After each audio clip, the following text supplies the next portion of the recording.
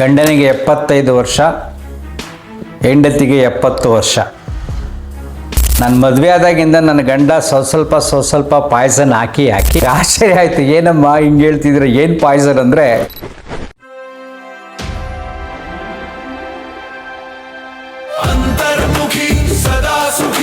ನಮಸ್ಕಾರ ಸ್ನೇಹಿತರೆ. ಒಬ್ಬರು ಆತ್ಮೀಯರ ಮನೆಗೆ ಹೋಗಿದ್ದೆ ನಾನು, ಯೂಟ್ಯೂಬ್ ಅಭಿಮಾನಿ. ಗಂಡನಿಗೆ 75 ವರ್ಷ, ಹೆಂಡತಿಗೆ 70 ವರ್ಷ. ನಾನು ಅವ್ರ ಮನೆಗೆ ಹೋದಾಗ ಅವ್ರು ಕೇಳಿದೆ, ಈಗ ಆರೋಗ್ಯ ಹೋಗಿದ್ದೀರಾ ಅಂತ. ಅವ್ರು ಹೇಳಿದ್ರು, ನಾನು ಮದುವೆ ಆದಾಗಿಂದ ನನ್ನ ಗಂಡ ಸ್ವಲ್ಪ ಪಾಯ್ಸನ್ ಹಾಕಿ ಸ್ಟ್ರಾಂಗ್ ಆಗಿಬಿಟ್ಟಿದ್ದೀನಿ, ನನಗೆ ಯಾವುದೇ ರೀತಿಯಾದ ಕಾಯಿಲೆ ಇಲ್ಲ ಅಂತ ಹೆಂಡ್ತಿ ಹೇಳಿದ್ರು. ಗಂಡ ಕೂಡ ಅವ್ರಿಗೂ ಕಾಯಿಲೆ ಇಲ್ಲ. ನನಗೆ ಆಶ್ಚರ್ಯ ಆಯಿತು, ಏನಮ್ಮ ಹಿಂಗೆ ಹೇಳ್ತಿದ್ರೆ, ಏನು ಪಾಯ್ಸನ್ ಅಂದರೆ, ನನ್ನ ಮದುವೆ ಆದಮೇಲೆ ನನ್ನ ಗಂಡ ಹೇಳ್ತಾ ಬಂದರು, ಈ ಪೂಜೆಗಳು ಮಾಡೋಕ್ಕೆ ಹೋಗ್ಬೇಡ, ವ್ರತಗಳನ್ನು ಮಾಡೋಕ್ಕೆ ಹೋಗ್ಬೇಡ.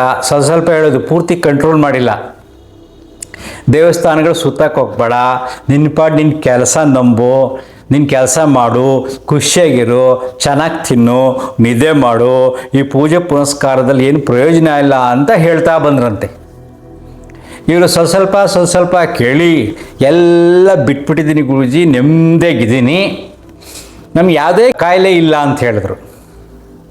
ಆದರೆ ಅವರಿಗೆ 70ನೇ ವಯಸ್ಸಿನಲ್ಲಿ ಅವರಿಗೆ ಜಾತಕ ಬರೆಸಿದ್ದಾರೆ ಅವರ ಮಗಳು. ಯಾಕಪ್ಪ ಅಂದರೆ, ಈಗ ಅವರು ಒಂದು ಹೊಸ ಮನೆ ಕಟ್ಟಿದ್ದಾರೆ. ಹೊಸ ಮನೆ ಕಟ್ಟಿದಾಗ ಅಲ್ಲಿ ಪೂಜೆ ಪುನಸ್ಕಾರಗಳನ್ನು ಮಾಡಿಸ್ಬೇಕಾದ್ರೆ ಜಾತಕ ಯಾವ ಗ್ರಹಗತಿ ಏಳುಗಳಿದೆ, ಏನಿದೆ, ಯಾವ ಟೈಮ್ ಮಾಡ್ಬೋದು ಜಾತಕ ಕೇಳ್ತಾರಂತೆ. ಸೊ ಈ ಅಮ್ಮಂದು ಜಾತಕ ಇರಲಿಲ್ಲ. ಸೊ ಮಗಳು ಕಾಲೇಜ್ ಪ್ರೊಫೆಸರ್, ಅವರು ಎಲ್ಲ ಕಡೆ ಹುಡುಕಿ ಏನೇನೋ ಮಾಡಿ ಜಾತಕ ಬರೆಸಿ ಕೊಟ್ಟಿದ್ದಾರೆ. ನೋಡಿ, 70ನೇ ವಯಸ್ಸಿಗೆ ಜಾತಕ ಕೊಟ್ಟಿದ್ದಾರೆ. ಜಾತಕವಿಲ್ಲದೆ ಮದುವೆಯಾಗಿ ಸಂತೃಪ್ತ ಜೀವನ ನಡೆಸ್ತಾ ಇದ್ದಾರೆ. ಮಗ ಒಳ್ಳೆ ಕೆಲಸದಲ್ಲಿದ್ದಾನೆ, ಬೆಂಗಳೂರಿನಲ್ಲಿ 2 ಮನೆ ಕಟ್ಟಿದ್ದಾನೆ, ಅದ್ಭುತವಾಗಿದ್ದಾನೆ ಮಗ. ಮಗಳು ಕಾಲೇಜ್ ಪ್ರೊಫೆಸರ್ ಆಗಿದ್ದಾಳೆ, ಅವಳು ತುಂಬ ಚೆನ್ನಾಗಿದ್ದಾಳೆ, ಅವಳು ಬಿಸ್ನೆಸ್. ಆದರೆ ಇವರು ಗೃಹ ಪ್ರವೇಶ ಮಾಡೋಕ್ಕೂ ಇಷ್ಟ ಇಲ್ಲ ಈ ಅಪ್ಪನಿಗೆ. ಆ ಪೂಜೆಗಳೆಲ್ಲ ಹೋಮಗಳೆಲ್ಲ ಇಷ್ಟ ಇಲ್ಲ, ಆದರೂ ಮಾಡಿದ್ದಾರೆ. ನಾನು ಕ್ವಶನ್ ಕೇಳಿದೆ, ಯಾಕ್ರಿ ಮತ್ತೆ ಗೃಹ ಪ್ರವೇಶ ಮಾಡಿದ್ರೆ ಇಷ್ಟೊಂದು ಪೂಜೆಗಳೆಲ್ಲ ಮಾಡಿ ಅಂತ ಹೇಳಿದ್ರೆ, ನನಗಲ್ಲ, ನನ್ನ ಬಂಧುಗಳಿಗಾಗಿ, ಸುತ್ತಲಿನ ಜನ, ನನ್ನ ಮಗಳು, ಅವರ ಬೀಗರುಗಳು, ಆ ನೆಂಟರು ಈ ನೆಂಟರು ಎಲ್ಲ ಕೇಳ್ತಾರೆ, ಏನು ಪೂಜೆ ಏನು ಮಾಡಿದ್ರೆ ನೀವು ಗೃಹ ಪ್ರವೇಶ ಮಾಡ್ತೀರಾ ಅಂತ ಕೇಳ್ತಾರೆ, ಹೋಮ ಮಾಡಲ್ವ ಅಂತ ಕೇಳ್ತಾರೆ. ಎಲ್ಲರೂ ಕನ್ವಿನ್ಸ್ ಮಾಡೋಕ್ಕೆ ನನ್ನ ಕೈಲಿ ಆಗೋದಿಲ್ಲ. ಅದಕ್ಕೆ ಹೋಗಲಿ, ಒಂದು ಸೆಲೆಬ್ರೇಷನ್ ಥರ ಇರಲಿ ಅಂತ ನಾನೂ ಪೂಜೆಲಿ ಕೂತ್ಕೊಂಡೆ, ಪೂಜೆ ಮಾಡಿದೆ. ನನ್ನ ಹೆಂಡ್ತಿಗೆ ಜಾತಕ ಮಾಡಿಸ್ಬೇಕಾದ್ರೆ ನನಗೆ ನಗು ಬರ್ತಾಯಿತ್ತು.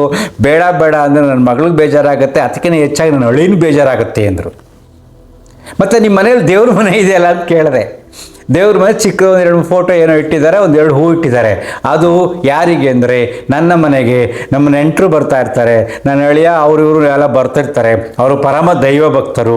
ಈ ಮನೇಲಿ ಏನು ಹಿಂಗೆ ಇಟ್ಟಿದ್ದಾರೆ ಅಂದರೆ ಬೇಸರ ಮಾಡ್ಕೋತಾರೆ, ಅವರಿಗೋಸ್ಕರ ನಾನು ಅಲ್ಲಿ ಒಂದು ಹೂ ಇಟ್ಟು ಪೂಜೆ ಮಾಡಿಬಿಟ್ಟು ನಾನು ಮಾಮೂಲಿ ಧ್ಯಾನ ಮಾಡಬೇಕು, ಅಲ್ಲೇ ಕುಳಿತುಕೊಂಡು ಧ್ಯಾನ ಮಾಡ್ತೀನಿ. ಭಗವಂತನನ್ನು ಕುರಿತು ಧ್ಯಾನವಲ್ಲ, ಹೊರಗಿನ ವಿಚಾರಗಳಲ್ಲಿ ಏನು ಚಿಂತನೆ ಇದೆಯೋ ಅದಲ್ಲ ನನ್ನ ಧ್ಯಾನ. ನೋಡಿ ಎಂಥ ಅದ್ಭುತವಾದ ನುಡಿ. ಸೊ ಬೇರೆಯವ್ರಿಗೋಸ್ಕರ ಗೃಹಪ್ರವೇಶದಲ್ಲಿ 2 ಲಕ್ಷ ಖರ್ಚು ಮಾಡಿದ್ದಾರೆ, ತನ್ನ ಸುತ್ತಲಿನ ಸಂಬಂಧಗಳನ್ನು ಸರಿಯಾಗಿ ಇಟ್ಟುಕೊಳ್ಳಲು. ಸೊ ಹಾಗೆ ನೀವು ಚಿಂತನೆ ಮಾಡಬೇಕು. ಹೇಗೆ ಅಂದರೆ, ಕೆಲವಾರು ವಿಚಾರಗಳು ನಿಮ್ಮ ಮನಸ್ಸಿಗೆ ಬಂದಾಗ, ಸತ್ಯದ ಅರಿವು ನಿಮಗಾದಾಗ, ನೀವು ಕೆಲವಾರು ಸಂದರ್ಭಗಳಲ್ಲಿ ಅದನ್ನು ವಿರೋಧಿಸಕ್ಕೆ ಸಾಧ್ಯ ಇಲ್ಲ. ವಿರೋಧಿಸಕ್ಕೂ ಹೋಗಬಾರ್ದು, ಏನು ಮಾಡ್ತೀವಿ ಮಾಡ್ಕೊ ಅಂತ. ಅವರು ಹೇಳ್ತಾ ಇದ್ರು, ನನ್ನ ಹೆಂಡ್ತಿ ಅವ್ನ ನೆಂಟರ ಹತ್ರ ಎಲ್ಲ ಯಾತ್ರೆಗಳಿಗೆ ಹೋಗ್ತಾರೆ, ನನ್ನ ಅಳಿ ಅಲ್ಲಿ ಕರ್ಕೊಂಡು ಹೋಗ್ತಾರೆ, ನೀನು ಹೋಗಮ್ಮ ಅಂತೀನಿ. ಒಳ್ಳೆ ಸ್ಥಳ ಇರುತ್ತೆ, ಒಂದು ಪರಿಸರ ಇರುತ್ತೆ, ಎತ್ತರವಾದ ಸ್ಥಳದಲ್ಲಿ ದೇವಸ್ಥಾನ ಕಟ್ಟಿರ್ತಾರೆ, ಅಲ್ಲಿ ಒಂದು ಪ್ರಾಕೃತಿಕ ಚಿಂತನೆ ಇರುತ್ತೆ, ಯಾಕೆ ದೇವಸ್ಥಾನ ಕಟ್ಟಿದ್ರು ಅಂತ, ಅಲ್ಲಿ ಏನೇನು ಪರಿಸರ ಅದನ್ನು ನೋಡ್ಕೊಂಡು ಬಾ ಅಂತ ನಾನು ಕಳಿಸ್ತೀನಿ. ನಾನಂತೂ ಹೋಗಲ್ಲ. ಯಾವಾಗಲಾದ್ರು ಟ್ರಿಪ್ ಹೋಗ್ಬೇಕಾದ್ರೆ ಹೊರಗಡೆ ಹೋದಾಗ ಎಲ್ಲ ನೋಡ್ತೀನಿ ಅಷ್ಟೇ. ಎಂಥ ಅದ್ಭುತವಾದ ಚಿಂತನೆ ನೋಡಿ. ಅವರ ಮನಸ್ಸು ಫುಲ್ ಕ್ಲಿಯರ್ ಆಗಿಬಿಟ್ಟಿದೆ. ನಂಬಿಕೆಗಳ ಹಿಂದೆ, ಮೌಢ್ಯಗಳ ಹಿಂದೆ, ಬೇರೆ ಬೇರೆ ವಿಚಾರಗಳ ಹಿಂದೆ ಹೋಗ್ತಾ ಇಲ್ಲ. ಮೊನ್ನೆ ರೀಸೆಂಟಾಗಿ ಆಯಿತು, ನಾನು ಆ್ಯಕ್ಚುಲಿ ಯೋಗ ಕ್ಲಾಸ್ ಕಂಡಕ್ಟ್ ಮಾಡೋದೇ ದೇವಸ್ಥಾನದ ಇರತಕ್ಕಂಥ ಒಂದು ಹಾಲಲ್ಲಿ. ನಾವು ದೇವಸ್ಥಾನಕ್ಕೆ ಹೋಗ್ತೀನಿ, ನಾನು ದೇವರು ನಂಬದೇ ಇರತಕ್ಕಂಥವನ್ನಲ್ಲ. ನಮ್ಮ ಅಧ್ಯಕ್ಷರು ಒಬ್ಬರು ಹೊಸದಾಗಿ ಬಂದಿರತಕ್ಕಂಥ ಅರ್ಚಕರಿಗೆ ಪರಿಚಯ ಮಾಡಿಸ್ತಾ ಇದ್ರು. ಇವರು ಯೋಗ ಮಾಸ್ಟ್ರು ರಂಗರಾಜು ಅಂತ. ಇವರು ದೇವರನ್ನು ನಂಬುತ್ತಾರೆ, ದೇವರ ಸುತ್ತ ನಡೆಯುವ ಘಟನೆಗಳನ್ನು ನಂಬುವುದಿಲ್ಲ ಅಂತ ಪರಿಚಯ ಮಾಡಿಸಿದ್ರು. ದೇವರನ್ನು ನಂಬುತ್ತೇನೆ, ದೇವರ ಹೆಸರು ನಡೆಯುವ ಮೌಢ್ಯಗಳು, ಮನುಷ್ಯನ ಮೇಲೆ ದೇವರು ಬಂದರೆ ಮಾಟ ಮಂತ್ರ ಮಾಡಿದ್ರೆ ಹೋಮ ಹವನಗಳನ್ನು ಇದಕ್ಕೋಸ್ಕರ ನೀನು ಮಾಡಲೇಬೇಕು ಅಂತ ಕಂಡೀಷನ್ ಹಾಕಿದ್ರೆ ಅದನ್ನು ನಾನು ನಂಬುವುದಿಲ್ಲ. ನನ್ನ ದೇವರು 7 ಜನ, ನೀವು ಒಬ್ಬ ದೇವರು ನಂಬ್ತೀರಿ, ಓನ್ಲಿ 7 ಮೆಂಬರ್ಸ್ ನಾನು ನಂಬೋದು. ಮೊದಲನೇ ದೇವರು ಗಾಳಿ, ಎರಡನೇ ದೇವರು ನೀರು, ಮೂರನೇ ದೇವರು ಭೂಮಿ, ನಾಲ್ಕನೇ ದೇವರು ಅಗ್ನಿ, ಐದನೇ ದೇವರು ಆಕಾಶ, ಆರನೇ ದೇವರು ಗುರುತ್ವಾಕರ್ಷಣ ಶಕ್ತಿ. ಈಗ ನಾವು ಚಂದ್ರಲೋಕಕ್ಕೆ ಹೋದರೆ ಅಲ್ಲಿ ತೇಲಾಡ್ತೀವಿ.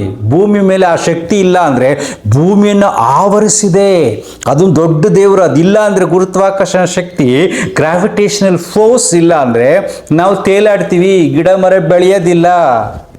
ಅದರ ಬಗ್ಗೆ ಯಾರು ಚಿಂತನೆ ಮಾಡಿಲ್ಲ. ಇದು ನನ್ನ 6ನೇ ದೇವರು. 7ನೇ ದೇವರು ನನ್ನದು ಮ್ಯಾಗ್ನೆಟಿಕ್ ಎನರ್ಜಿ.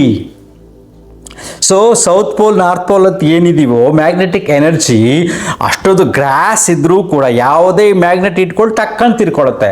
ಅಂದರೆ energy is passing everywhere, magnetic energy. ಆ ಎನರ್ಜಿನ ಉಪಯೋಗಿಸ್ಕೊಂಡು ಕೂಡ ಕರೆಂಟ್ ಉತ್ಪತ್ತಿ ಮಾಡೋದು. ಮ್ಯಾಗ್ನೆಟಿಕ್ ಎನರ್ಜಿನ ಬ್ರೇಕ್ ಮಾಡಿದಾಗ ಕರೆಂಟ್ ಉತ್ಪಾದನೆ ಆಗುತ್ತೆ. ಎಲ್ಲ ಕಡೆ ಮ್ಯಾಗ್ನೆಟ್ ಇದೆ. ನೀವು ಮೋಟಾರ್ ವಾಹನಗಳಲ್ಲಿ, ಪ್ರತಿಯೊಂದು ಸಣ್ಣ ಸಣ್ಣ ಪದಾರ್ಥಗಳಲ್ಲಿ, ಮೆಷಿನ್ಸಲ್ಲಿ ನಾವು ಮ್ಯಾಗ್ನೆಟ್ ಉಪಯೋಗಿಸ್ತೀವಿ. ಮ್ಯಾಗ್ನೆಟಿಕ್ ಎನರ್ಜಿ 7ನೇ ದೇವರು. ನನ್ನ ಅಸ್ತಿತ್ವಕ್ಕೆ ಕಾರಣವಾದ ಶಕ್ತಿಯನ್ನು ನಾನು ದೇವರು ಅಂತ ನಂಬ್ತೀನಿ. ಅದೇ ದೇವರಿಗೆ ರೂಪ ಕೊಟ್ಟು ನೀವು ನಂಬ್ತೀರಾ. ಆದರೆ ಅದರ ಹೆಸರಿನಲ್ಲಿ ಮೋಸ ಹೋಗಬಾರ್ದು. ಸೊ ಈಗ ಇವ್ರ ವಿಚಾರಕ್ಕೆ ಬರೋಣ.